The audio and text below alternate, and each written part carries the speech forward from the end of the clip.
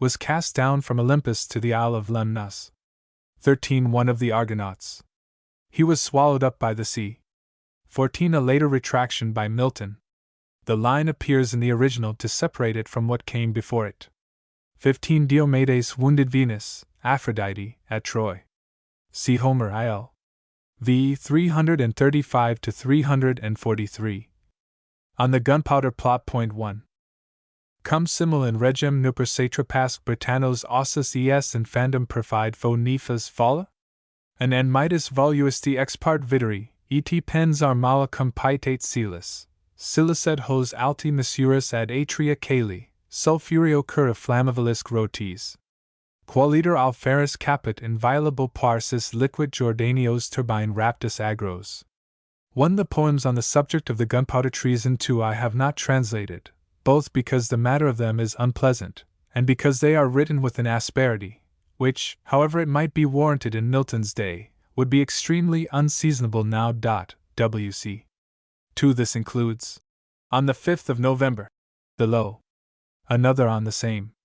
16. Tentasti calo donus Jacobumque septem gemino bellua monti lates? Ni meliora tuum paret der munera numen, pars precid donus insidiosa tues. Alcadem sine t consortia serus adavit astra, nec inferni pulveris usus op.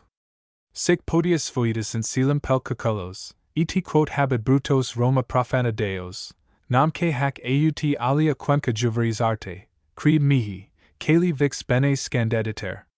10. Another on the same. Purgatorem anime derisit Jacobus ignem, et sine quo superum non adunda domus. Frendut hoc trina monstrum latial corona movit, and horrificum cornuidina minax. Et nec annultus et temnis mea sacra Britain, supplicium sprita religioni debis. Et si steligeras unquam penetraveris arsus, non nisi per flammis tris patebiditer.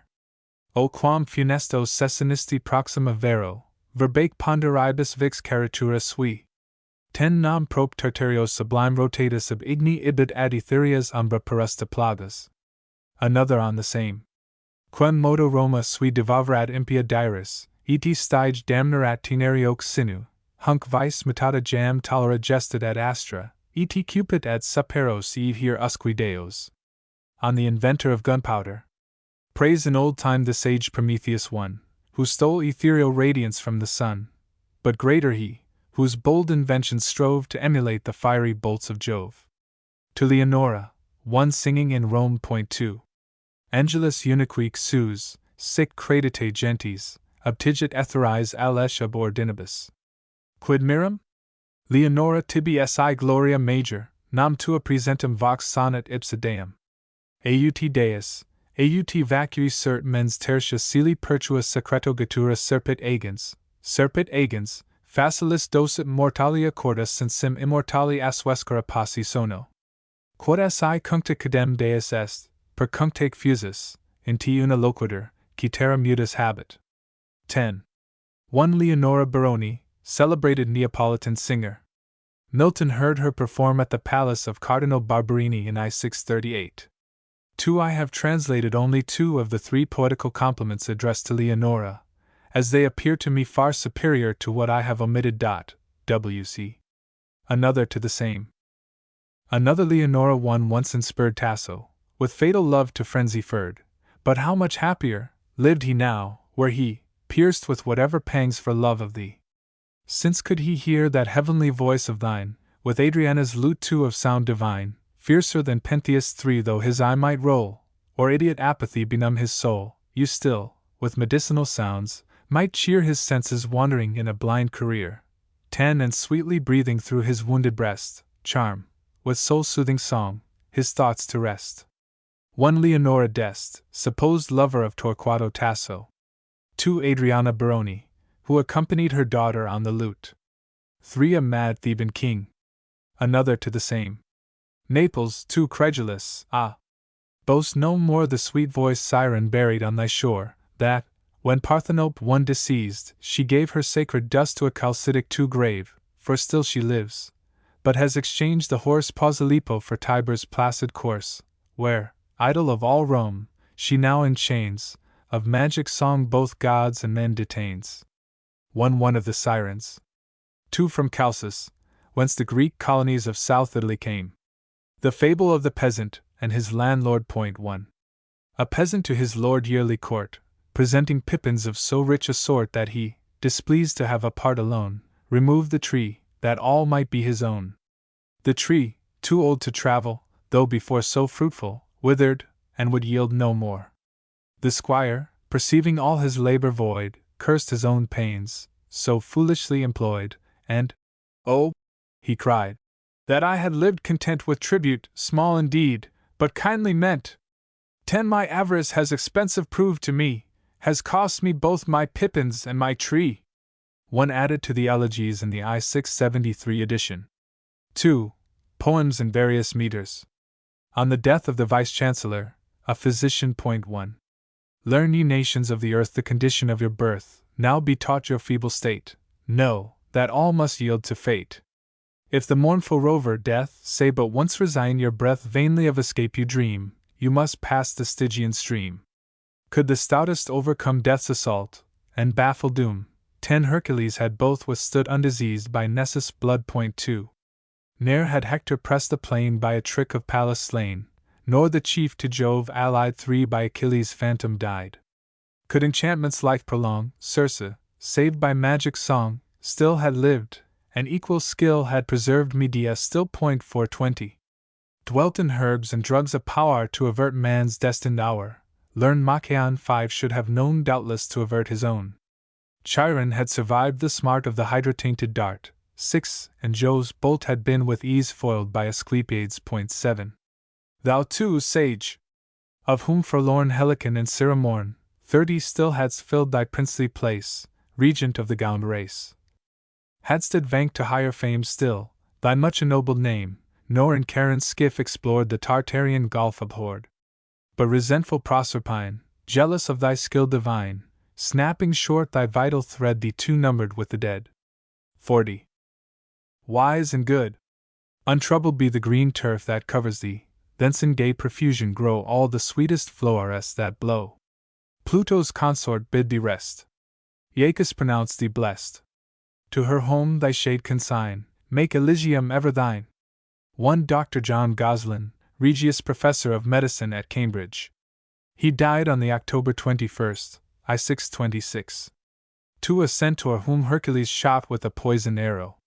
Hercules was later poisoned by the centaur's blood-stained robe, which he was induced to put on. 3 Sarpedon. See Homer IL.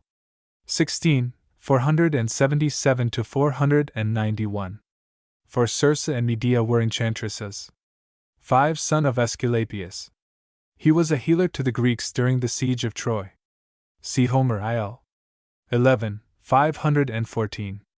6 The centaur Chiron was killed by Hercules' poisoned arrows. 7 Aesculapius. He was killed by Jove's lightning for having saved too many from death. On the 5th of November. Anno Itat 17. Ampius extrema veniens Jacobus abarcto to Carginas populos, late que potentia regna Albionum tenuit, jam que inviolable foetus septra Caledonius conjuncturit Anglicus Scotis, pacificusque novo felix dives que sedabat in solio, occultique doli securus and hostis, cum ferus igniflua regnans assuranti tyrannus, eumenidum pater, etherio vegus exul Olimpo. Forte per immensum terrum eraverat orbum, dynamer in celeris socios, vernasque fideles, 10 participes regni post funerum moesta futuros, hic. Tempi states medios siet er dires, illic unanimes odium strut inter amicos, armat and invictus in mutua viscera gentis, regnac olivifera verdit Florentia pace, et quascunc vidit puri virtutis amantes, hos cupid agissera imperio, fraudumque magister tentat in excessum celeri corrumpere pectus, insidiasque locat tucitas, cassesque latens tendit, et icados rapiat. Seu Caspia Tigris 20 in sequitur trepidam deserta per avia predum noct sub iliuni, and somno nictantibus astris.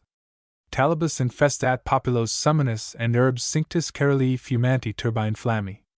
Jam que fluentisones albentia rupibus arva apparent, and terra deo delectum marino, cui nomen diderat quandam Neptunia proles amphitrioniadin canon dubitavit atrasem aequor tranito furiali poscur bello, anti expugniti crudelia secula Troi.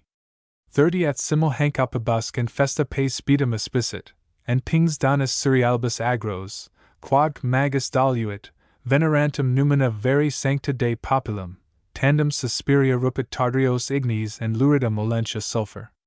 Qualia trinacria trug sub Jove clausus and Etna a flat tubifico monstrosus sub or typhoius. Ignescent oculi, stridec adamantinus ordo dentes, ut armorum frager, ictac cuspide cuspis. At perorado solemn hoc lacrimable mundo forti in vini, dixit, gens haec mihi sola rebellis, contemtrix jugi, nostricate potentiae arte. Illa tamen mea si quicquam tentamina passant, non ferit hoc impundio, non ibid inulta, hactinus, and Pisceus licido ne tat erpanis, qua volet, adversi preacursum agmen venti, densanter nubes, and cribra tenitrua fulgent. Jamque pruinosus velux superavarat Alpes, edi tenet Ausonii fines, apart sinistra nimbifer Apenninus erat, persic Sabini, 50 dextra beneficius infamis Etruria, nec non t furtiva tibris thetidae vidit oscula dantem, hinc vortigini consistit in arse quirini.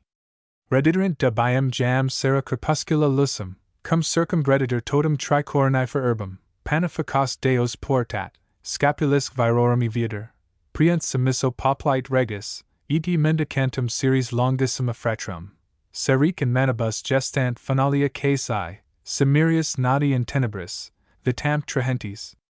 60 templa dine multis subiat licentiatatis, vesper erat caesar is petro, fremito est canentem si ptholus impled vacuos, and inane locorum.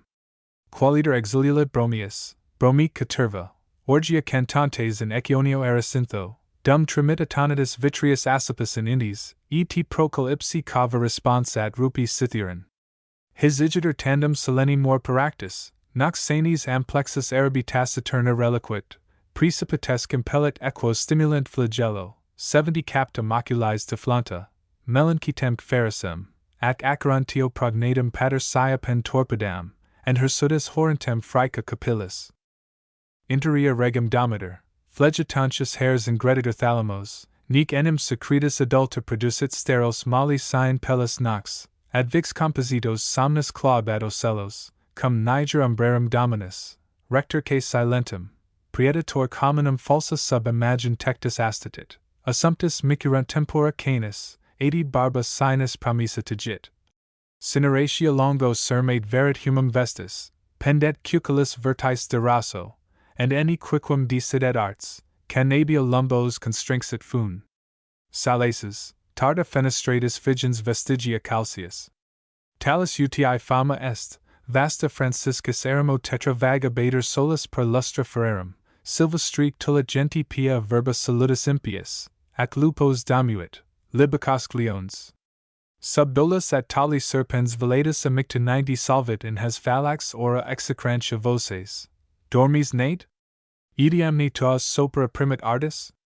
Immemoro fidei, pecorum coblite turum, dum cathedrum venerentuum, diadmic triplex ridet hyperboreo gens barbara nata sub ax, dumc fertrati spernentua jura Britanni. Surge, age, surge pigger, latius quem Caesara durat, cui reserata patet convexi janua cali, turgens animos, and fastus frange procases, sacrilegique sciant, tua quid maledictio possit. 100 et quid apostolici possit custodia clavis, et mimer hesperi disjectum ulciscur classum, mersac iberorum laudo vexilla. Profundo, sanctorum cruci tot corpora fixa probrosi, thermoduntia nupra regnanti puella.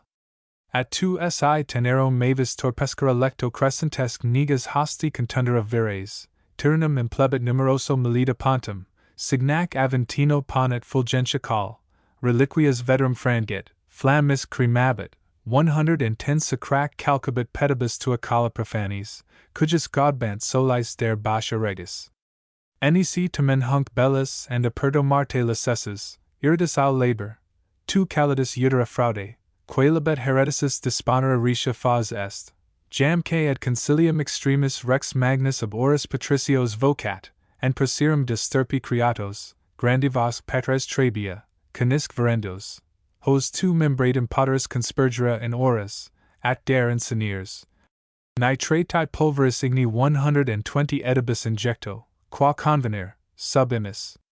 Protinus ipsi igiter quascumc habet anglia fidos propositae, factique mon, quisquam turum audebit semi non justa faces papae. Perculsasc metus subito, caspaum custipentis invidat vel gallus atrox, vel civis iberis seculus sic illic tandem Mariana redibit, tucin belligeros iterum dominabiris Anglos. Et nequid to mies, divos divas que secundas accipi, quactues celebrantur numina fastais. 130 Dixit and ad cedos ponens maleficis amictis fugit ad infandum, regnum illitabile, let hen. Jam rosia eoes pandens tithonia portus vestit in oratas redunti lumen terris.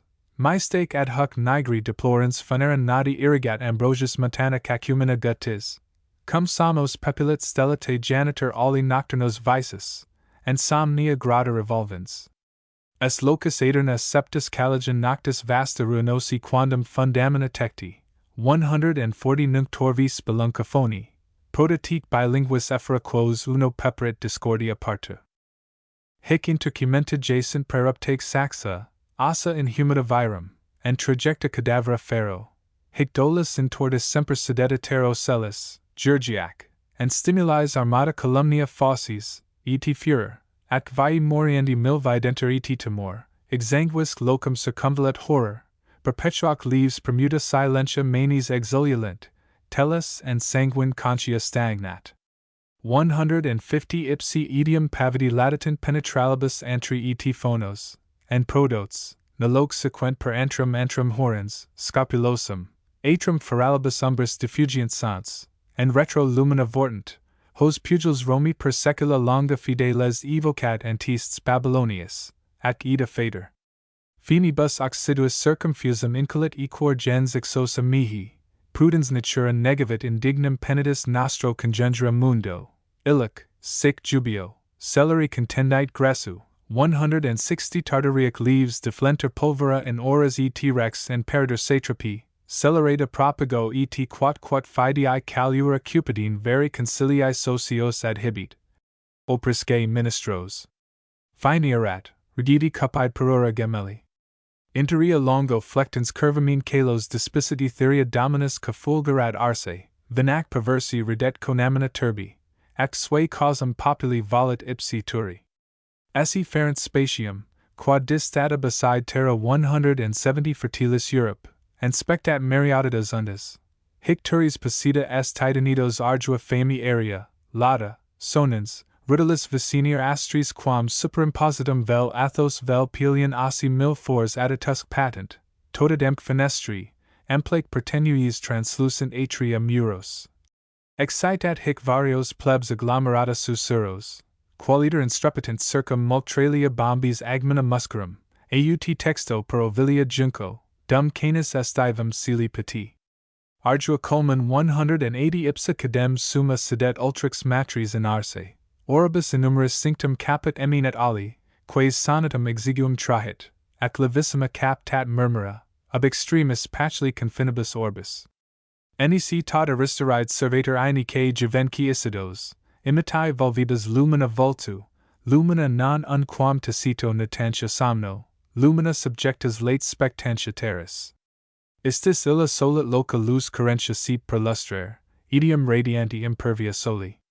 190 Milanisque loquax auditac visicae linguis quilibet effundit temeraria, vericae mendax nunc minuit, modo confictus sermonibus augit. Sed timena nostro meriuisti carmine laudis fama, bonum quo non alia veracious ullum, nobis digna cani, nec te memoras pigebit carmine tam longo, servati silicet umli officius vaga diva tues, tibi redimus equa. Te deus eternos motu cotemperat ignis, fulmen primisso eloquiter, terraque tremant, 200 fama siles?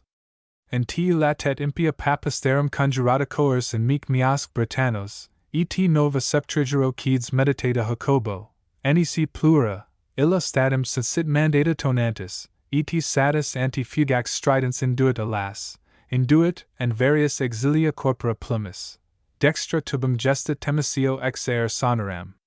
Nec mora jam panis sedentes remigit horas, ac parum est cursus cellars preaverter nubes, jam ventos, jam solis equos post terga reliquit. 210 et primo Angliacus solito de mor per urbs ambiguas voces, incertaque murmura spargit, mox arguta dolos, and detestable vulgit perditionis opus, nec non facta horrida dictu, authoresque addit cellaris.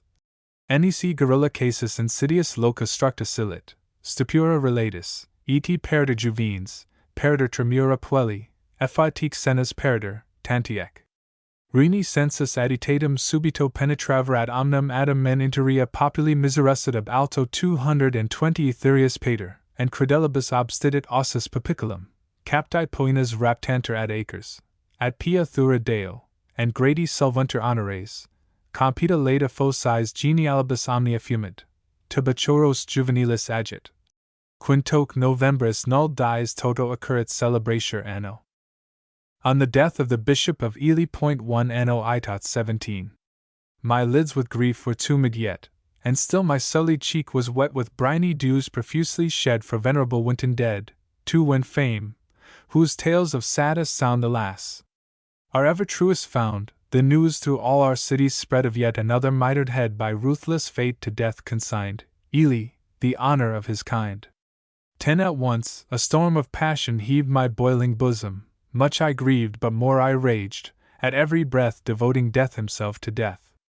With less revenge did Naso 3 teem when hated Ibis was his theme, with less, Archilochus, for denied the lovely Greek, his promised bride. But lo!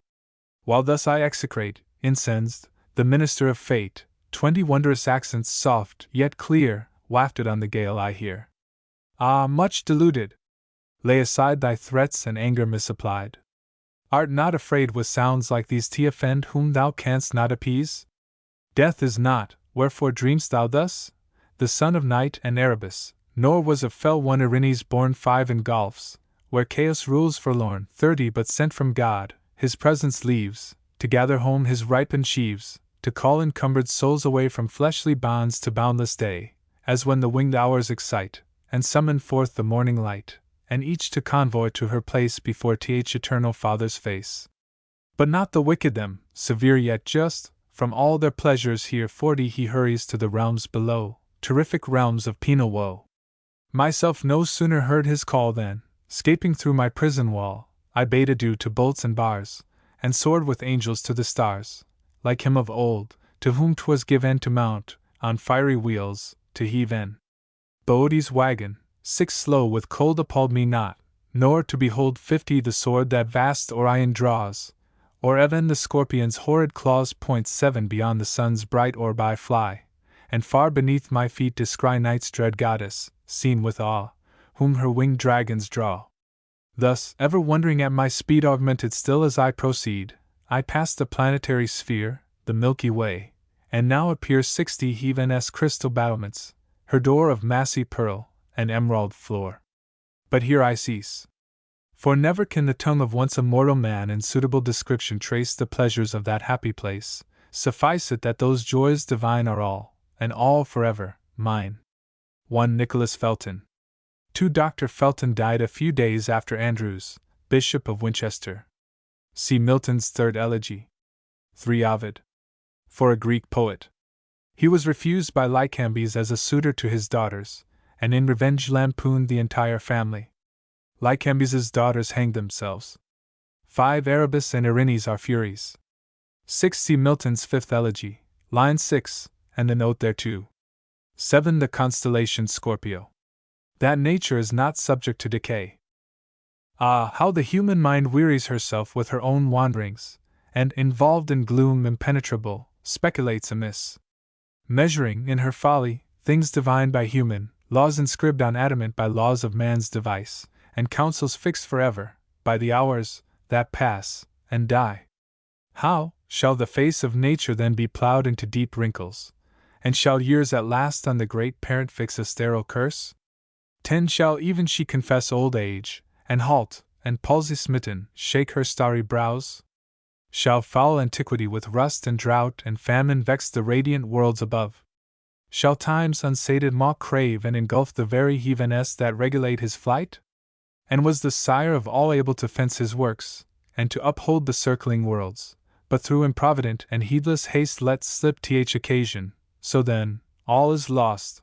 20 And in some future evil hour, yon arch shall crumble and come thundering down, the poles jar in collision, the Olympian king fall with his throne, and Pallas, holding forth the terrors of her Gorgon shield in vain, one shall rush to the abyss, like Vulcan hurled down into Lemnos through the gate of Heaven.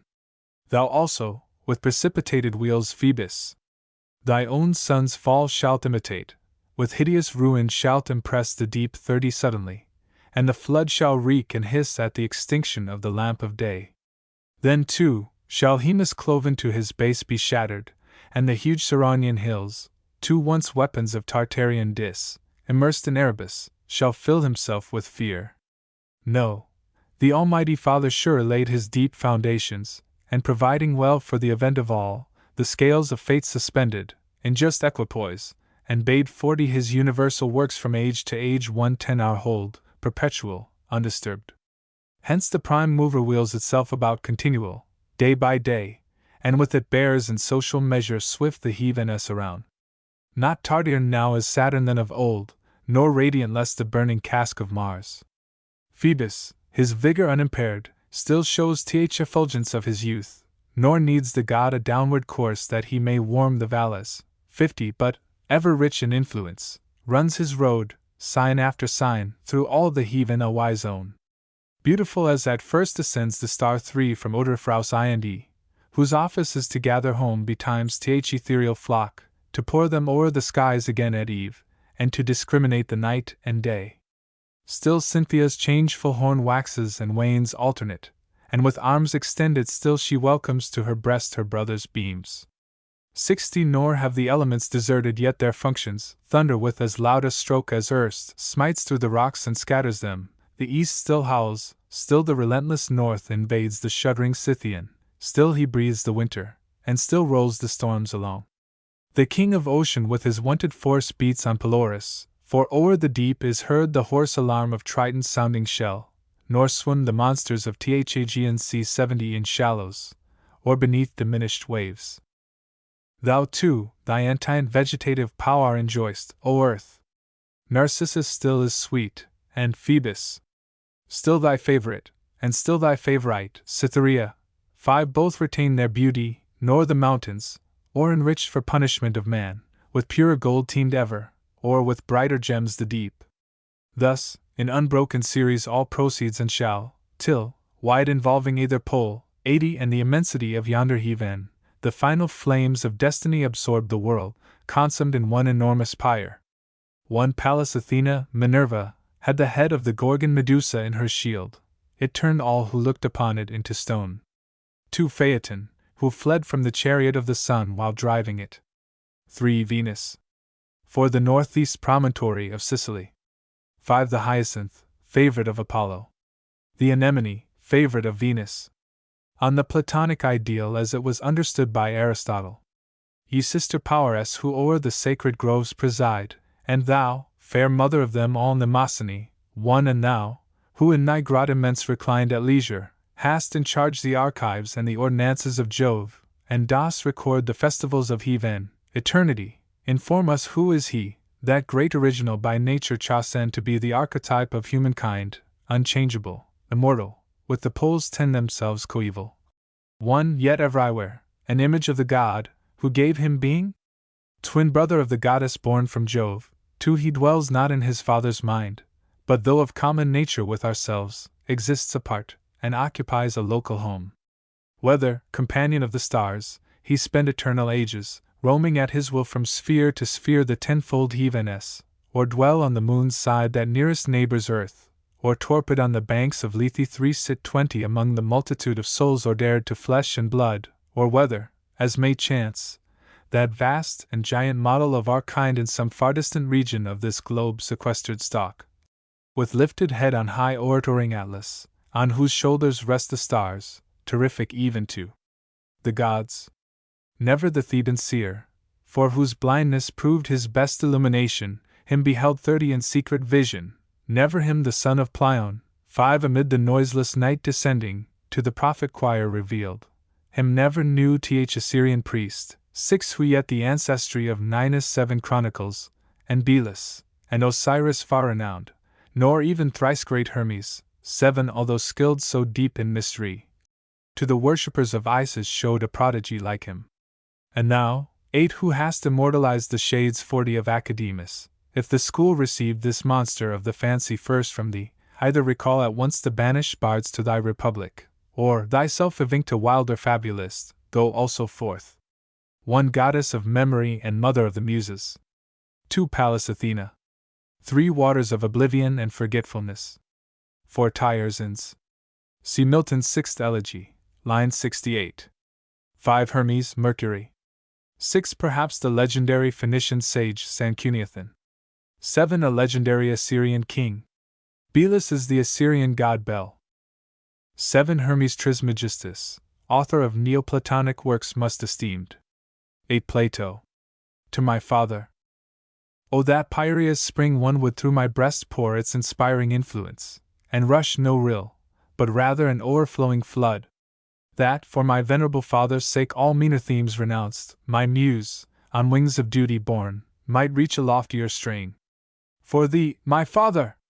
Howso it please, she frames this slender work, nor know I aught, that may thy gifts more suitably requite, though to requite them suitably would ask 10 returns much nobler, and surpassing far the meager stores of verbal gratitude. But such as I possess, I send thee all. This page presents thee in their full amount with thy son's treasures, and the sum is naught save the riches that from airy dreams in secret grottos and in laurel bowers I have, by golden Clio's 2 gift, acquired. Verse is a work divine. Despise not thou verse therefore, which evinces nothing more, 20 man's heave and a wise source, and which, retaining still some scintillations of Promethean fire, bespeaks him animated from above. The gods love verse. The infernal powers themselves confess the influence of verse, which stirs the lowest deep, and binds in triple chains of adamant both Pluto and the shades. In verse the Delphic priestess, and the pale tremulous Sibyl make the future known, and he who sacrifices, on the shrine 30 hangs verse, both when he smites the threatening bull, and when he spreads his reeking entrails wide to scrutinize the fates enveloped there. We too, ourselves, what time we seek again our native skies, and one eternal now shall be the only measure of our being, crowned all with gold, and chanting to the lyre harmonious verse, shall range the courts above, and make the starry firmament resound. And even now, the fiery spirit pure 40 that wheels yon circling orbs directs himself, their mazy dance with melody of verse unutterable, immortal, hearing which huge Ophiuchus 3 holds his hiss suppressed, Orion, softened, drops his ardent blade, and Atlas stands unconscious of his load. Verse graced of old the feast of kings, ere yet luxurious dainties destined to the gulf immense of gluttony were known, and ere Laius foredeluged yet the temperate board. 50 Then sat the bard a customary guest to share the banquet, and his length of locks with beechen honors bound, proposed in verse the characters of heroes and their deeds to imitation, sang of chaos old, of nature's birth, of gods that crept in search of Aeacons fallen, and of the thunderbolt not yet product from Etna's fiery cave. And what avails, at last, tune without voice, devoid of matter? Such may suit perhaps 60 the rural dance, but such was ne'er the song of Orpheus, whom the stream stood still to hear, and the oaks followed. Not by chords alone well touched, but by resistless accents more to sympathetic tears the ghosts themselves he moved, these praises to his verse he owes. Nor thou persist, I pray thee, still to slight the sacred 9, and to imagine vain and useless powers by whom inspurred thyself art skill filled to associate verse with airs 70 harmonious, and to give the human voice 1,000 modulations, ere by right indisputable of Arion's fame. 5 Now say, what wonder is it, if a son of thine delight in verse, if so conjoined in close affinity we sympathize in social arts and kindred studies sweet? Such distribution of himself to us was Phoebus' choice. Thou hast thy gift, and I mine also, and between us we receive, 80 Father and Son, the whole inspiring God. No, howsoe'er the semblance thou assume of hate, Thou hatest not the gentle muse, my father. For thou never badst me tread the beaten path and broad that leads right on to opulence, nor didst condemn thy son to the insipid clamours of the bar, to laws voluminous and ill observed, but, wishing to enrich me more, to fill my mind with treasure, ledst me far away 90 from city din to deep retreats, to banks and streams Aeonian, 6, and, with free consent didst place me happy at Apollo's side. I speak not now, on more important themes intent, of common benefits, and such as nature bids, but of thy larger gifts, my father, who, when I had opened once the stores of Roman rhetoric, and learned the full-tongued language of the eloquent Greeks, whose lofty music cracked the lips of Jove, 100 thyself didst counsel me to add the flores that Gallia 7 boasts, those two with which the smooth Italian his degenerate speech adorns, that witnesses his mixture with the Goth, and Palestine's prophetic songs divine. 8 to sum the whole. Whatever the heaven contains, the earth beneath it, and the air between, the rivers and the restless deep, may all prove intellectual gain to me, my wish concurring with thy will. Science herself, 110 all cloud removed, inclines her beauteous head and offers me the lip, if, dull of heart, I shrink not and decline her gracious boon. Go now, and gather dross, ye sordid minds that covet it. What could my father more, what more could Jove himself, unless he gave his own abode, the heaven in which he reigns? More eligible gifts than these were not Apollo's to his son, had they been safe as they were insecure, who made the boy 120 the world's vice-luminary, bade him rule the radiant chariot of the day, and bind to his young brows his own all-dazzling wreath. I therefore, although last and least, my place among the learned in the laurel grove will hold, and where the conqueror's ivy twines, henceforth exempt from unlettered throng profane, nor even to be seen by such.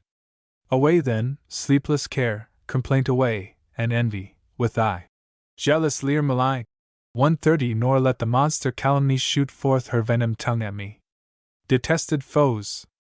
Ye all are impotent against my peace, for I am privileged, and bear my breast safe, and too high, for your viperian wound. But thou, my father! Since to render thanks equivalent, and to requite by deeds thy liberality exceeds my power, suffice it, that I thus record thy gifts, and bear them treasured in a grateful mind. 140 Ye too, the favorite pastime of my youth, my voluntary numbers, if ye dare to hope longevity, and to survive your master's funeral pile, not soon absorbed in the oblivious Lethean gulf, shall to futurity perhaps convey this theme, and by these praises of my sire improve the fathers of a distant age. 1. A fount sacred to the Muses. 2. The Muse of History. 3. The Serpent, a constellation. 4. Bacchus or wine. 5. John Milton Sr. was a fine musician. Arion was a lyric poet of Methymna, in Lesbos, who was saved from drowning by dolphins which he charmed with his song. 6. Aeonia is a plain in Boeotia. 7. France. 8. The Old Testament Scriptures. Psalm Xiv 1. When Israel by Jehovah called from Egypt's hostile plain, poured forth in numbers as the sand and sought the adjacent main, then God descended from on high to lead the favored race to rule o'er Jacob, and his name in Judah's tribe to place. The sea at their approach alarmed in wild amazement fled 10, and Jordan's flood was driven back within its fountainhead. The mountains from their bases shook, confessed the parent God. With sudden throes like rams they skipped and broken, fell abroad. The little hills by the same power were from their center torn, like lambs resistless they gave way in tumult wild, upborne. 20 Ye waves, what strange amazement, sayest on you that you fled? Thou Jordan too! On Israel's march, why driven to thy head? Ye mountains, whence this sudden fright that shook you from your base? And whence, ye little hills, your flight from Israel's chosen race? Tremble, thou earth! Jehovah leads, and guards the might host. 30 That God, who by his awful word commands the stream to flow to from flinty rocks, and pouring thence, to form the lake below. 1. Translated from the Latin, and not Milton's Greek poem. Milton's own English version, presented below, was done, he tells us, at 15 years old. 2. See Exodus, chapter I7. Psalm Xiv. When the blessed seed of Terah's faithful son, one after long toil their liberty had won, and passed from Pharaon 2 fields to Canaan land, led by the strength of the Almighty's hand, Jehovah's wonders were in Israel shown, his praise and glory was in Israel known. That saw the troubled sea, and shivering fled, and sought to hide his froth-becurled head low in the earth. Jordan's clear streams recoil, as a faint host that hath received the foil. 10 The high, huge-bellied mountains skip like rams amongst their ewes, the little hills like lambs. Why fled the ocean? And why skipped the mountains? Why turned Jordan toward his crystal fountains? Shake earth, and at the presence be aghast of him that ever was, and I shall last, that glassy floods from rugged rocks can crush, and make soft rills from the fiery flintstones gush. 1 Abraham. 2 Egyptian. The philosopher and the king. A philosopher, included in the same sentence of condemnation with several guilty persons among whom he had been apprehended, sent the following lines, composed suddenly in the moment when he was going to death, to a certain king whom had ignorantly condemned him. Know this, O king, that if thou shalt destroy me, no man's enemy, and who have lived obedient to the laws, thou mayst with ease strike off a wise man's head, but, taught the truth hereafter, shalt with vain regret deplore thy city's loss of one, her chief support. On the engraver of his portrait. 1. Survey my features, you will own it clear that little skill has been exerted here. My friends, who know me not here, smile to see how ill the model and the work agree. 1 Greek lines placed by Milton beneath the engraved portrait of himself by William Marshall in the I-645 edition of his poems. The handsome Milton disliked Marshall's picture and took revenge with this epigram, which Marshall, ignorant of Greek, engraved beneath the portrait. Another translation of the same point. 2. Look on myself, you will own at once this copy of me, taken by a dunce. My friends, who gaze and guess not whom ye see, laugh. Would ye think it? He intended me. To Giovanni Salzilli, a Roman poet, in his illness. Skazens. 1.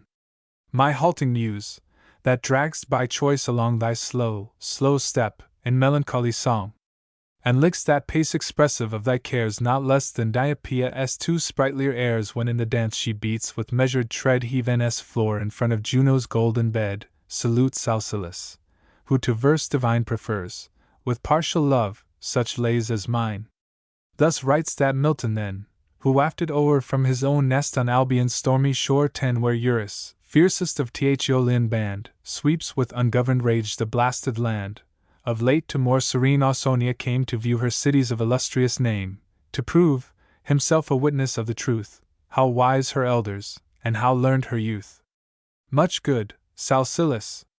And a body free from all disease, that Milton asks for thee, who now endurest the languor, and the pains that bile inflicts diffused through all thy veins, 20 relentless malady. Not Mov to spare by thy sweet Roman voice, and Lesbian air! Health, Hebe's sister, sent us from the skies, and now, Apollo, whom all sickness flies, Pythias, or Paean, or what name divine soe'er thou choose, haste, heal a priest of thine. Ye groves of Faunus, and ye hills that melt with vinous dews, where meek Evander III dwelt. If aught salubrious in your confines grow, strive which shall soonest heal your poet's woe. 30 That, rendered to the muse he loves, again he may enchant the meadows with his strain. Numa, reclined in everlasting ease amid the shade of dark embowering trees, viewing with eyes of unabated fire his loved Egeria, shall that strain admire. So soothed, the tumid Tiber shall revere the tombs of kings, nor desolate the year, shall curb his waters with a friendly rain, and guide them harmless till they meet the main. 40. 1 The original is written in a measure called skazon, which signifies limping, and the measure is so denominated because, though in other respects iambic, it terminates with a spondee, and has consequently a more tardy movement. The reader will immediately see that this property of the Latin verse cannot be imitated in English. WC. 2 Diopeia was one of Juno's nymphs. 3 The Aventine Hill. Evander, great-grandson of Pallas, king of Arcadia, migrated to Italy about 60 years before the Trojan War. To Giovanni Battista Manso, Marquis of Villa. 1 Giovanni Battista Manso, Marquis of Villa, is an Italian nobleman of the highest estimation among his countrymen, for genius, literature, and military accomplishments. To him Torquato Tasso addressed his Dialogue on Friendship. for he was much the friend of Tasso, who has also celebrated him among the other princes of his country, in his poem entitled Jerusalem Conquered, Book 20. Among cavaliers magnanimous and courteous, Manso is resplendent. During the author's stay at Naples he received at the hands of the Marquis 1,000 kind offices and civilities, and desirous not to appear ungrateful, sent him this poem a short time before his departure from that city. These verses also to thy praise the 9-2, O Manso. Happy in that theme design, for, Gallus and Maecenas 3 gone, they see none such besides, or whom they love as thee, and if my verse may give the meed of fame, thine too shall prove an everlasting name. Already such, it shines in Tasso's page, for thou wast Tasso's friend, from age to age, and next, the muse consigned, not unaware how high the charge, Marini for to thy care, 10 who, singing, to the nymphs, Adonis praise, boasts thee the patron of his copious lays. To thee alone the poet would entrust his latest vows, to thee alone his dust, and thou with punctual piety hast paid in labored brass thy tribute to his shade. Nor this contented thee but lest the grave should aught absorb of theirs, which thou couldst save, all future ages thou hast deigned to teach the life, lot, genius, character of each, 20 eloquent as the Carian sage, 5 who, true to his great theme, the life of Homer drew. I therefore, though a stranger youth, who come chilled by rude blasts that freeze my northern home, thee dear to Clio confident proclaim, and 9, for Phoebus' sake, a deathless name. Nor thou, so kind, wilt view with scornful eye a muse scarce reared beneath our sullen sky, who fears not, indiscreet as she is young, to seek in Latium hearers of her song. 30 we too, where Thames with his unsullied waves the tresses of the blue-haired ocean laves, hear oft by night, or, slumbering, seem to hear o'er his wide stream, the swan's voice warbling clear, and we could boast the titterous 6 of yore, who trod, a welcome guest, your happy shore. Yes, dreary as we own our northern clime, e'en we to Phoebus raise the polished rhyme, we too serve Phoebus. Phoebus has received, if legends old may claim to be believed, 40 no sordid gifts from us, the golden ear, the burnished apple, ruddiest of the year, the fragrant crocus, and to grace his fane, fair damsels chosen from the Druid train Druids, our native bards in ancient time, who gods and heroes praised in hallowed rhyme. Hence, often as the maids of Greece surround Apollo's shrine with hymns of festive sound, they name the virgins who arrived of yore with British offerings on the Delian shore, 50 Loxo, from giant Coryneus sprung, Euppus, on whose blessed lips the future hung, and Hecate 7 with the golden hair, all decked with pickish hues, and all with bosoms bare. Thou therefore, happy sage, whatever clime shall ring with Tasso's praise in after time, or with Marini's, shalt be known their friend, and with an equal flight to fame ascend. The world shall hear how Phoebus and the 9 were inmates, once, and willing guests of thine. 60 Yet Phoebus, when of old constrained to roam the earth, an exile from his Hellenae home, entered, no willing guest, at Medas' 8 door, though Hercules had entered there before. But gentle Chiron's 9 cave was near, a scene of rural peace, clothed with perpetual green, and thither, oft as respite he required from rustic clamors loud, the god returned. There, many a time, on Peneus' bank reclined at some oak's root, with ivy thick entwined, 71 by his hospitable friend's desire he soothed his pains of exile with the lyre. Then shook the hills, then trembled Peneus' shore, nor Ida 10 felt his load of forests more, the upland elms descended to the plain, 11 and softened lynxes wondered at the strain. Well may we think, O dear to all above, thy birth distinguished by the smile of Jove, and that Apollo shed his kindliest power, and Maia's son, 12 on that propitious hour, 80 since only minds so born can comprehend a poet's worth, or yield that worth a friend. Hence, on thy yet unfaded cheek appears the lingering freshness of thy greener years, hence, in thy front and features, we admire nature unwithered, and a mind entire. O might so true a friend to me belong, so skilled to grace the votaries of song, should I recall hereafter into rhyme the kings and heroes of my native clime, 90 Arthur the chief, who even now prepares, in subterraneous being, future wars, with all his martial knights, to be restored each to his seat around the federal board, and oh, if spirit fail me not, disperse our Saxon plunderers in triumphant verse. Then, after all, when, with the past content, a life I finish, not in silence spent, should he, kind mourner, o'er my deathbed bend, I shall but need to say, "Be yet my friend!"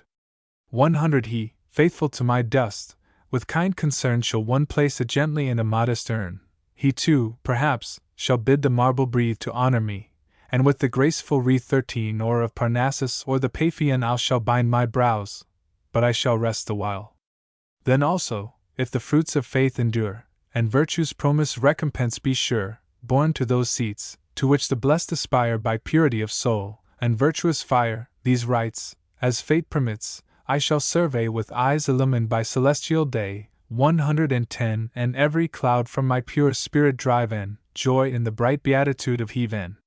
1 Milton's account of Manso, translated. 2 The Muses. 3 Cornelius Gallus, Roman Iliist. See Virgil, Eclogue 6, 64-66, and X. Maecenas, Roman patron of letters. See Horace Odes I-1. For author of the Adon, a poem on the story of Venus and Adonis. 5 Herodotus, to whom the life of Homer is attributed. 6 Chaucer, called Tityrus in Spenser's Pastorals. 7 The maidens who brought offerings to Delos. Loxo, descended from the ancient British hero, Coroneus, Eupas, a prophetess, and Hecate. 8 Admetus was king of Thessaly. Apollo was for a year his shepherd. 9 See Homer Il. 11, 830-831, and Ovid met. 2, 630. 10 metric tons, Ida, between Thessaly and Aetolia. 11 See Ovid met. X. 87I06, where the trees crowd to hear Orpheus sing. 12 Hermes. 13 The wreaths of victors, made from the laurel, which grew on empty Parnassus, sacred to the Muses, and the myrtle, sacred to Venus, a shrine to whom was at Paphos in Cyprus. The death of Damon. The argument.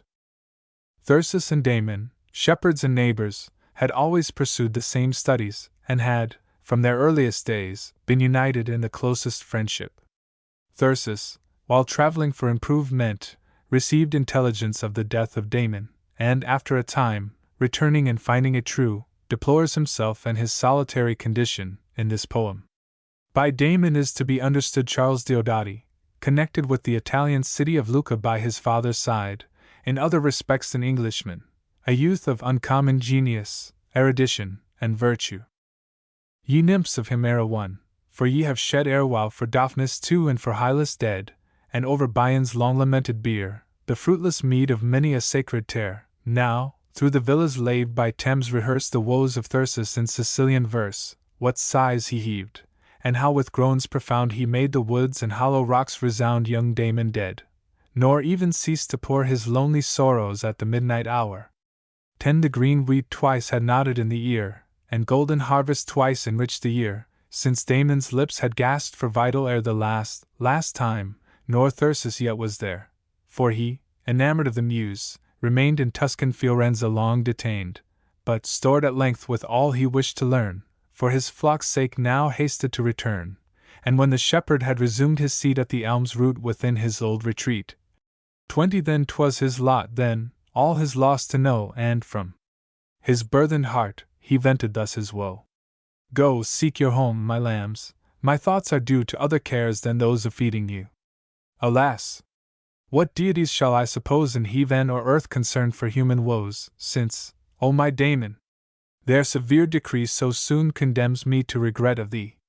Depart'st thou thus, thy virtues unrepaid with fame and honor, like a vulgar shade? 30 Let him forbid it, whose bright rod controls, and separates sordid from illustrious souls, drive far the rabble, and to thee assign a happier lot with spirits worthy thine. Go, seek your home, my lambs, my thoughts are due to other cares than those of feeding you. Whatever befall, unless by cruel chance the wolf first give me a forbidding glance, thou shalt not moulder undeplored, but long thy praise shall dwell on every shepherd's tongue. 40 To Daphnis first they shall delight to pay, and after him, to thee the votive lay, while Pales 3 shall the flocks and pastures love, or Faunus to frequent the field or grove, at least if antient piety and truth with all the learned labors of thy youth may serve thee aught. Or to have left behind a sorrowing friend, and of the tuneful kind. Go, seek your home, my lambs, my thoughts are due to other cares than those of feeding you. 50 Yes, Damon. Such thy sure reward shall be, but what doom awaits unhappy me? Who now my pains and perils shall divide, as thou wast wont, forever at my side, both when the rugged frost annoyed our feet, and when the herbage all was parched with heat, whether the grim wolves ravaged to prevent, or the huge lions, armed with darts we went? Whose converse, now, shall calm my stormy day, with charming song who, now, beguile my way? 60 Go, seek your home, my lambs, my thoughts are due to other cares than those of feeding you. In whom shall I confide? Whose counsel find a balmy medicine for my troubled mind? Or whose discourse with innocent delight shall fill me now, and cheat the wintry night, while hisses on my hearth the pulpy pear, and blackening chestnuts start and crackle there, while storms abroad the dreary meadows whelm, and the wind thunders through the neighboring elm? 70 Go, seek your home, my lambs, my thoughts are due to other cares than those of feeding you. Or who, when summer suns their summit reach, and Pan sleeps hidden by the sheltering beach, when shepherds disappear, nymphs seek the sedge, and the stretched rustic snores beneath the hedge, who then shall render me thy pleasant vein of Attic wit, thy jests, thy smiles again? Go, seek your home, my lambs, my thoughts are due to other cares than those of feeding you. 80 Where glens and valleys are thickest overgrown with tangled boughs, I wander now alone till night descend, while blustering wind and shore beat on my temples through the shattered bower. Go, seek your home, my lambs, my thoughts are due to other cares than those of feeding you. Alas, what rampant weeds now shame my fields, and what a mildewed crop the furrow yields! My rambling vines unwed to the trees bear shriveled grapes, my myrtles fail to please 90 nor please me more my flocks. They, slighted, turn their unavailing looks on me, and mourn. Go, seek your home, my lambs, my thoughts are due to other cares than those of feeding you.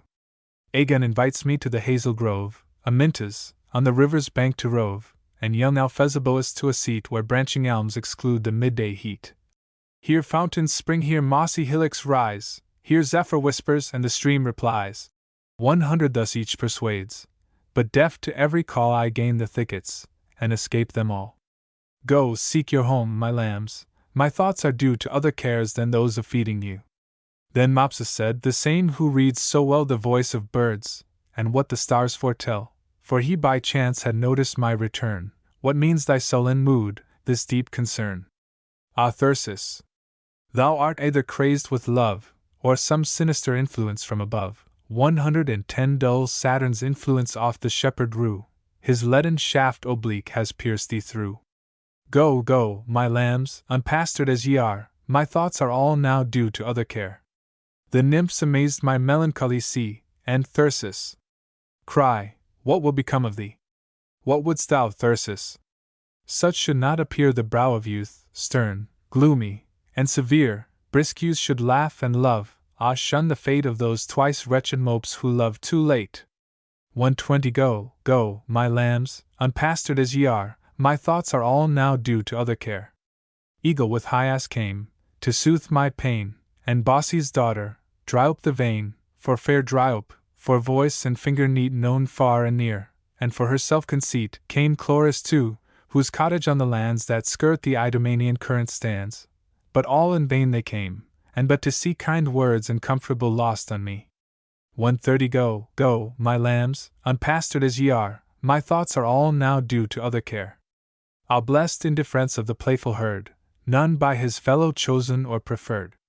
No bonds of amity the flocks enthrall, but each associates and is pleased with all. So graze the dappled deer in number-roused droves, and all his kind alike the zebra loves. The same law governs where the billows roar and Proteus shoals o'erspread the desert shore. 140 The sparrow, meanest of the feathered race, his fit companion finds in every place, with whom he picks the grain that suits him best, flits here and there, and late returns to rest, and whom if chance the falcon make his prey, or hedger with his well-aimed arrows slay, for no such loss the gay survivor grieves. New love he seeks, and new delight receives. We only, an obdurate kind, rejoice, scorning all others, in a single choice. 150 We scarce in thousands meet one kindred mind, And if the long-sought good at last we find, when least we fear it, death our treasure steals, and gives our heart a wound that nothing heals.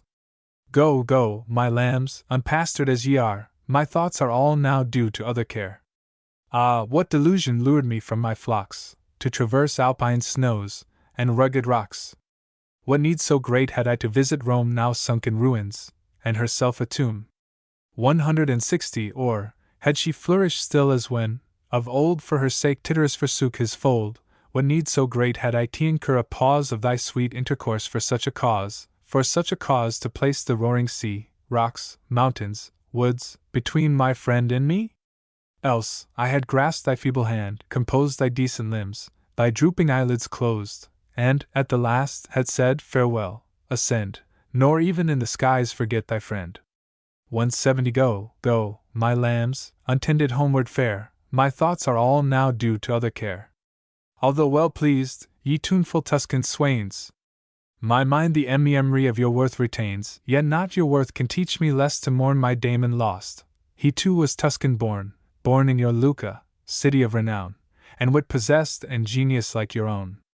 Oh, how elate was I, when, stretched beside the murmuring course of Arno's breezy tide, 180 beneath the poplar grove I passed my hours, now cropping myrtles, and now vernal flowers, and hearing, as I lay at ease along, your swains contending for the prize of song. I also dared attempt, and, as it seems not much displeased attempting, various themes, for even I can present boasts from you, the shepherd's pipe and osier basket too, and Deity and Frankini both have made my name familiar to the beechen shade, 190 and they are learned, and each in every place renowned for song, and both of Lydian race. Go, go, my lambs, untended homeward fare, my thoughts are all now due to other care.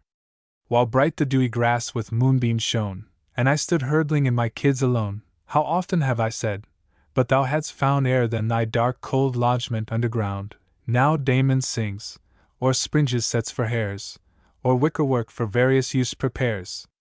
200 How oft, indulging fancy, have I planned new scenes of pleasure, that I hopped at hand, called thee abroad as I was wont, and cried, what hoa, my friend, come, lay thy task aside, haste, let us forth together, and beguile the heat beneath yon whispering shades awhile, or on the margin stray of Colne S5 clear flood, or where Cassavelin's grey turrets stood. There thou shalt call me simples, and shalt teach thy friend the name and healing powers of each, 210 from the tall bluebell to the dwarfish weed, what the dry land and what the marshes breed, for all their kinds alike to thee are known, and the whole art of Galen's 6 is thy own. Ah, perish Galen's art, and withered be the useless herbs that gave not health to thee. 12 evenings since, as in poetic dream I meditating sat some statelier theme, the reeds no sooner touched my lip, though new and unassayed before, than wide they flew, 220 bursting their waxen bands, nor could sustain the deep-toned music of the solemn strain. And I am vain perhaps, but will tell how proud a theme I choose, ye groves farewell. Go, go, my lambs, untended homeward fare, my thoughts are all now due to other care. Of Brutus, Dardan chief, my song shall be, 7 How with his barks he ploughed the British sea, first from Rutupia's towering headland seen, and of his consort's reign, fair Imogen. 230 of Brennus and Belinus, brothers bold, 8, and of Arviragus, and how of old our hardy sires Armorican controlled, and the wife of Gorlas, who, surprised by Uther in her husband's form disguised. Such was the force of Merlin's art, became pregnant with Arthur of heroic fame. 9 These themes I now revolve, and oh, if fate proportion to these themes my length and date, adieu my shepherds reed, yon pine tree bough 240 shall be thy future home, there dangle thou forgotten and dicest, unless ere long thou change thy Latin for a British song. A British? Even so, the powers of man are bounded, little is the most he can, and it shall well suffice me, and shall be fame and proud recompense enough for me, if USA 10 golden-haired my verse may learn, if Elan, bending o'er his crystal urn, swift whirling Abra, Trent's o'ershadowed stream, 250 Thames, lovelier far than all in my esteem Tamar's or tinctured flood, and, after these, the wave-worn shores of utmost orcades go, go, my lambs, untended homeward fare, my thoughts are all now due to other care. All this I kept in leaves of laurel rind enfolded safe, and for thy view designed this, and a gift from Manso's hand beside, Manso, not least his native city's pride, 2 cups, that radiant as their givers shone, 260 adorned by sculpture with a double zone. The spring was graven there. Here, slowly wind the Red Sea shores with groves of spices lined. Her plumes of various hues amid the boughs the sacred, solitary phoenix shows, and watchful of the dawn, reverts her head to see Aurora 11 leave her watery bed. In other part, expansive vault above, and there too, even there, the god of love, with quiver armed he mounts, his torch displays 270 of vivid light, his gem-tipped arrows blaze around, his bright and fiery eyes he rolls, nor aims at vulgar minds or little souls nor deigns one look below, but aiming high sends every arrow to the lofty sky, hence, forms divine, and minds immortal learn the power of Cupid, and enamored burn. Thou also, Damon, neither need I fear that hope delusive, thou art also there. For whither should simplicity like thine 280 retire, where else such spotless virtues shine?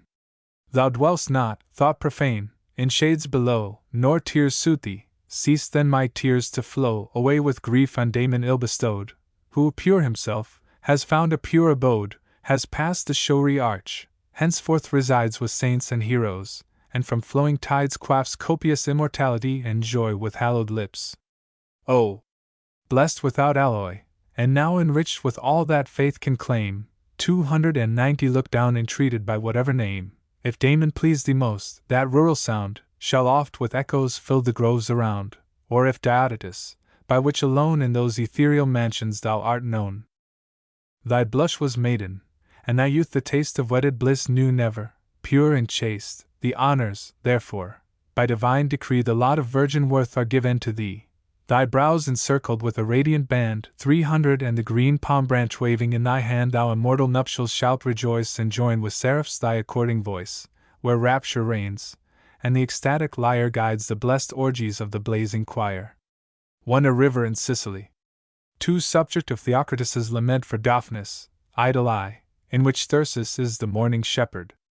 Hylas was taken away by nymphs who admired his beauty, and Bion is the subject of Moschus's epitaph of Bion, Idyll 3. 3 Goddess who was protector of the flocks. Faunus is god of the plains and hills around Rome. 4 Characters in Ovid's Metamorphoses. 5 A river near St. Albans. Cassivellaunus was a British chieftain who opposed Caesar. See Gallic War v. 11. 6 Medicine. Diodati took medical training at Cambridge. 7 Milton's planned epic opened with the Dardanian, i.e. Trojan, fleet, under Brutus, approaching England. 8 Brennus and Belinus were kings of Brittany who, according to Spenser's Faerie Queene, razed Greece, and conquered France and Germany. Arviragus led the Britons against Claudius. 9 C. Mallory's Morte d'Arthur. 10 A river in Oxford. 11 Goddess of the Dawn. To Mr. John Rouse, librarian of the University of Oxford. An ode won on a lost volume of my poems which he desired me to replace that he might add them to my other works deposited in the library. Strophe I. My twofold book. Single in show but double in contents, neat, but not curiously adorned, which in his early youth a poet gave, no lofty one in truth, although an earnest wooer of the muse, say, while in cool Ausonian 2 shades or British wilds he roamed, striking by turns his native lyre, by turns the Daunian lute 10 and stepped almost in air. Antistrophe. Say, little book, what furtive hand thee from thy fellow books conveyed, what time, at the repeated suit of my most learned friend, I sent thee forth an honored traveller from our great city to the source of Thames, Carolean sire, where rise the fountains and the raptures ring, of the Aeonian choir, 320 durable as yonder spheres, and through the endless lapse of years secure to be admired? Strophe 2. Now what god or demigod for Britain's ancient genius Emovede, if our afflicted land have expiated at length the guilty sloth of her degenerate sons, shall terminate our impious feuds, and discipline, with hallowed voice, recall? 30 Recall the Muses too driven from their Anteian seats in Albion, and well nigh from Albion's shore, and with keen Phoebean shafts piercing unseemly birds, whose talons menace us shall drive the harpy race from Helicon afar? Antistrophe. But thou, my book, though thou hast strayed, whether by treachery lost or indolent neglect, thy bearer's fault, 40 from all thy kindred books, to some dark cell or cave forlorn, where thou endurest, perhaps, the chafing of some hard untutored hand, be comforted, for lo! Again the splendid hope appears that thou mayst yet escape the gulfs of Lethe, and on hoary wings mount to the everlasting courts of Jove. Strophe 3. Since roused desires thee, and complains 50 that though by promise his, thou yet appear'st not in thy place among the literary noble stores given to his care, but absent, leav'st his numbers incomplete. He, therefore, guardian vigilant of that unperishing wealth, calls thee to the interior shrine, his charge, where he intends a richer treasure far than Ion kept. Ion, Erechtheus' son 460 illustrious, of the fair Creusa born, in the resplendent temple of his god, tripods of gold and Delphic gifts divine. Antistrophe. Haste, then, to the pleasant groves, the Muses' favourite haunt, resume thy station in Apollo's dome, dearer to him than Delos, or the forked Parnassian hill. Exulting go, since now a splendid lot is also thine, 70, and thou art sought by my propitious friend, for there thou shalt be read with authors of exalted note, the ancient glorious lights of Greece and Rome. Epode. Ye, then, my works, no longer vain and worthless deemed by me. Whatever this sterile genius has product expect, at last, the rage of envy spent, an unmolested happy home, gift of kind Hermes and my watchful friend, 80 where never flippant tongue profane shall entrance find, and whence the coarse unlettered multitude shall babble far remote. Perhaps some future distant age less tinged with prejudice, and better taught shall furnish minds of power to judge more equally. Then, malice silenced in the tomb, cooler heads and sounder hearts, 90 thanks to rouse, if aught of praise I merit, shall with candour weigh the claim. 1. This ode consists of 3 strophes and the same of antistrophes, concluding with an epode.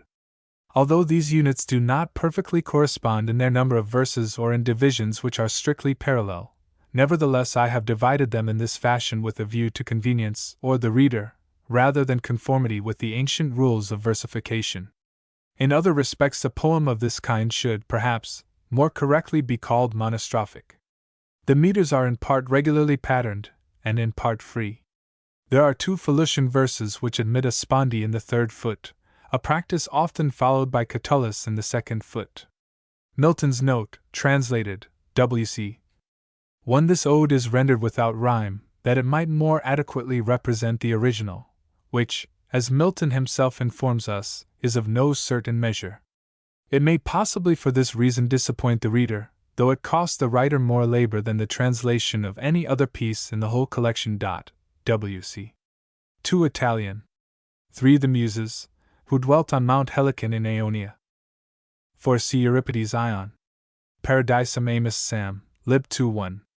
Qualis aerei montis divertis nubes cum surgent, et jam bori tumida ora quaerunt, coelum hilers abdit spica caligen vultus, nimbosump nivis aut imbers cogitat ether, tum si jucundo tandem sol prodit or, 5 et crotio montes et pasqua lumen tingit, gaudent omnia, aves mulsent consentibus agros, balatuc ovium cols valesque resultant. 1. Translation of a simile in Paradise Lost. As when, from mountain tops, the dusky clouds ascending, and see. 2. 488 W.C. 3. Translations of the Italian poems I. Fair Lady, whose harmonious name the Reno through all his grassy vale delights to hear, base were, indeed, the wretch, who could forbear to love a spirit elegant as thine, that manifests a sweetness all divine, 5. Nor knows 1,000 winning acts to spare, and graces, which love's bow and arrows are, tempering thy virtues to a softer shine. When gracefully thou speak'st, or singest gay such strains as might the senseless forest move, 10. Now then, turn each his eyes and ears away, who feels himself unworthy of thy love. Grace can alone preserve him, ere the dart of fond desire yet reach his inmost heart. 2. As on a hilltop rude, when closing day embrowns the scene, some pastoral maiden fair waters a lovely foreign plant with care, that scarcely can its tender bud display borne from its native genial airs away. 5. So, On my tongue these accents new and rare are flowers exotic, which love waters there, while thus, oh sweetly scornful, I essay thy praise in verse to British ears unknown, and Thames exchange for Arno's fair domain. 'Tis so love has willed, and ofttimes love has shown that what he wills he never wills in vain.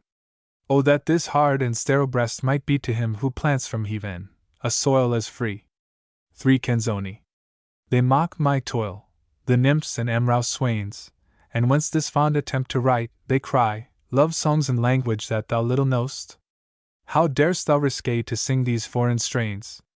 Say truly, finds not oft thy purpose crossed, 5 and that thy fairest flowers here fade and die? Then with pretense of admiration high, the other shores expect, and other tides, rivers on whose grassy sides her deathless laurel leaf with which to bind 10 thy flowing locks, already fame provides. Why then this burthen, better far declined? Speak, Canzoni! For me, the fair one said who guides my willing heart, and all my fancy's flights. This is the language in which love delights. 15. 4 to Charles Diodati. Charles, and I say it wondering, thou must know that I who once assumed a scornful air, and scoffed at love, am fallen in his snare. Full many an upright man has fallen so, yet think me not thus dazzled by the flow 5 of golden locks, or damask cheek. More rare the heartfelt beauties of my foreign fair, a mien majestic, with dark brows, that show the tranquil luster of a lofty mind, words exquisite, of idioms more than one. 10 in song, whose fascinating power might bind, and from her sphere draw down the labyrinth moon, with such fire-darting eyes that should I fill my ears with wax, she would enchant me still. The Lady, it cannot be, but that thine eyes must be my sun, such radiance they display and strike me even as Phoebus him, whose way through torrid Libya's sandy desert lies. Meantime, on that side steamy vapors rise 5 where most I suffer. Of what kind are they? New as to me they are, I cannot say, but deem them, in the lover's language, sighs. Some, though with pain, my bosom close conceals, which, if in part escaping thence, they tend to soften thine, they coldness soon congeals. While others to my tearful eyes ascend, whence my sad nights and shores are ever drowned, till my Aurora comes, her brow with roses bound. 6.1. Enamored, artless, young, on foreign ground, uncertain whither from myself to fly, to thee, dear lady, with an humble sigh let me devote my heart, which I have found by certain proofs not few, intrepid, sound, 5 good, and addicted to conceptions high. When tempests shake the world, and fire the sky, it rests in adamant self wrapped around, as safe from envy, and from outrage rude, from hopes and fears, that vulgar minds abuse. 10 as fond of genius, and fixed fortitude, of the resounding lyre, and every muse. Weak you will find it in one only part, now pierced by love's immedicable dart. One it has ever been thought difficult for an author to speak gracefully of himself, especially in commendation, but Milton, who is gifted with powers to overcome difficulties, of every kind, is eminently happy in this particular. He has spoken frequently of himself both in verse and prose, and he continually shows that he thought highly of his own endowments. But if he praises himself, he does it with that dignified frankness and simplicity of conscious truth, which renders even egotism respectable and delightful, whether he describes the fervent and tender emotions of his juvenile fancy, or delineates his situation in the decline of life. When he had to struggle with calamity and peril, the more insight he affords us into his own sentiments and feelings, the more reason we find both to love and revere him. W.C. Appendix: Cooper's translation of Andrew Marvell's To Christina, Queen of Sweden, N.C. To Christina, Queen of Sweden, with Cromwell's picture. Point 1. Christina, maiden of heroic mien, star of the north, of northern stars the queen. Behold, what wrinkles I have earned, and how the iron cask still chafes my veteran brow, while following fate's dark footsteps, I fulfilled the dictates of a hardy people's will. But softened, in thy sight, my looks appear, not to all queens or kings alike severe. One written on Cromwell's behalf, this poem was originally addressed to Milton, hence Cooper's inclusion of it. It has since been recognized as the work of Marvell. Appendix: Poems from the Latin prose works. Translated by various hands. Epigram from Pro Populo Anglicano Defensio, I 650. Translated by Joseph Washington, I 692. On Salmasius's Hundrada. Who taught Salmasius, the French chattering pie, one to try at English, and Hundrada, to cry. The starving rascal, flushed with just 100 English Jacobuses, 300, blundered. An outlawed king's last stock dot, 100 more, would make him pimp for th antichristian whore, 4 and in Rome's praise employ his poison breath, who once threatened to stink the Pope to death. 1 I. the magpie. 2 Salmasius attempted to do certain English words in his Latin. 100 was a division of an English shire. 3 The Jacobus was a gold coin named for James I. 4 Salmasius attacked the Pope in De Primata Papae, in I 645. Epigrams from the Defensio Secunda, I 654. Translated by Robert Fellows, I 878. On Salmasius.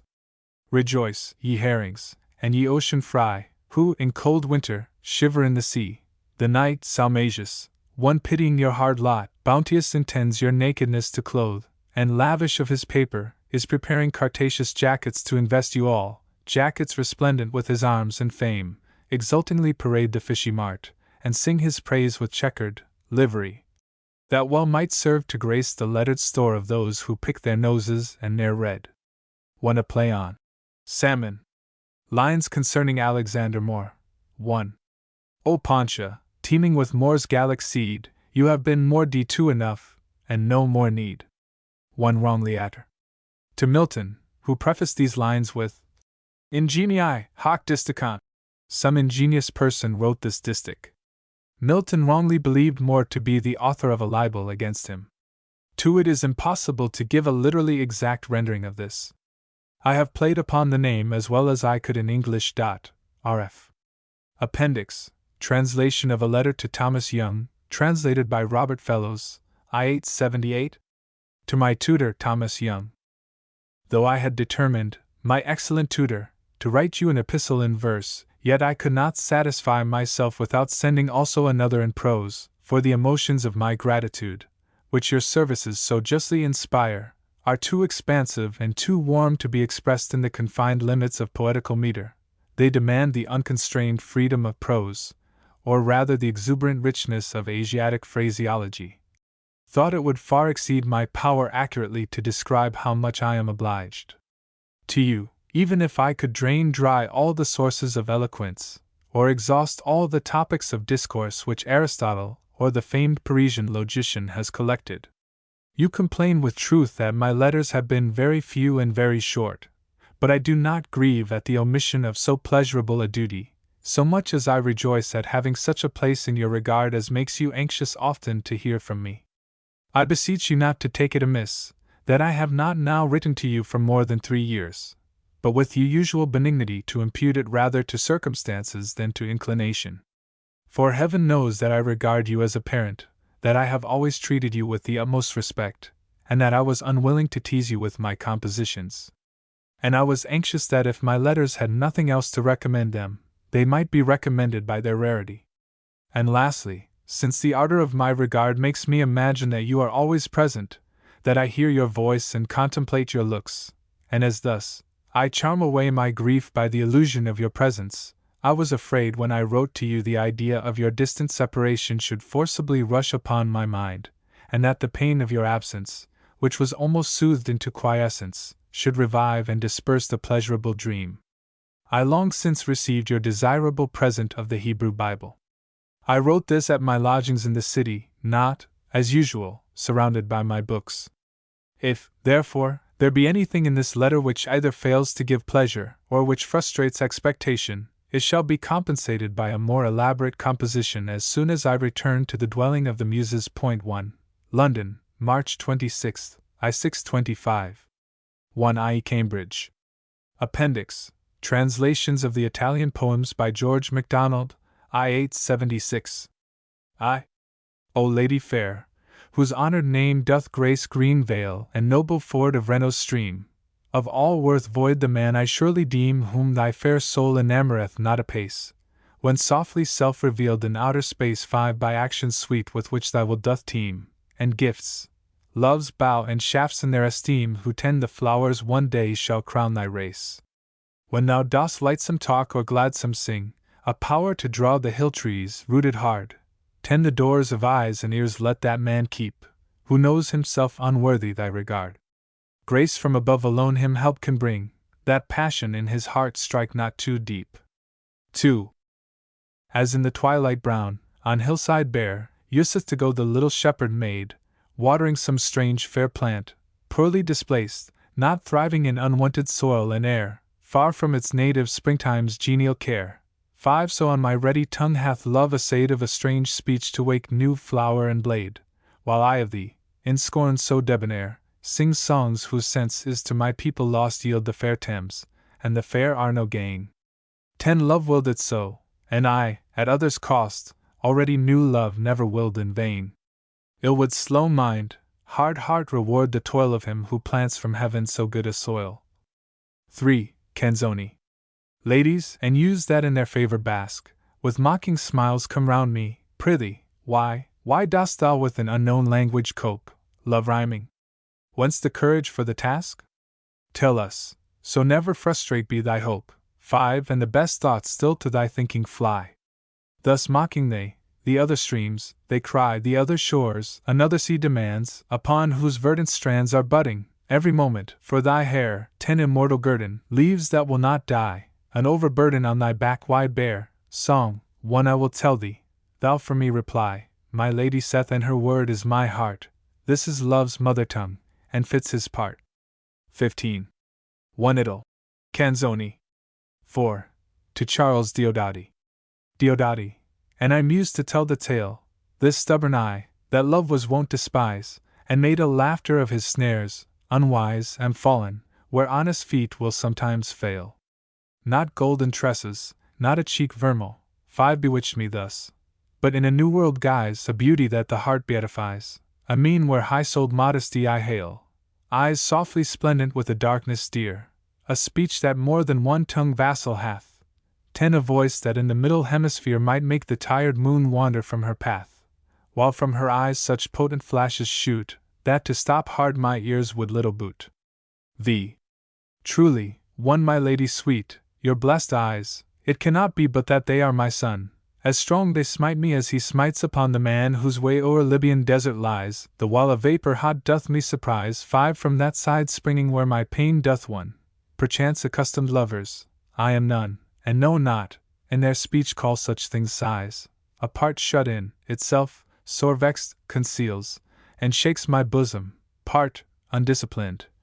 10 Breaks forth, and all about in ice congeals, but that, which to mine eyes the way doth find, makes all my nights in silent showers abound, until my dawn too returns, with roses crowned. 1 Correcting Macdonald's, certes, idle, per certo. 2 Idle, alba. I suspect a hint at the lady's name, G.M. 6.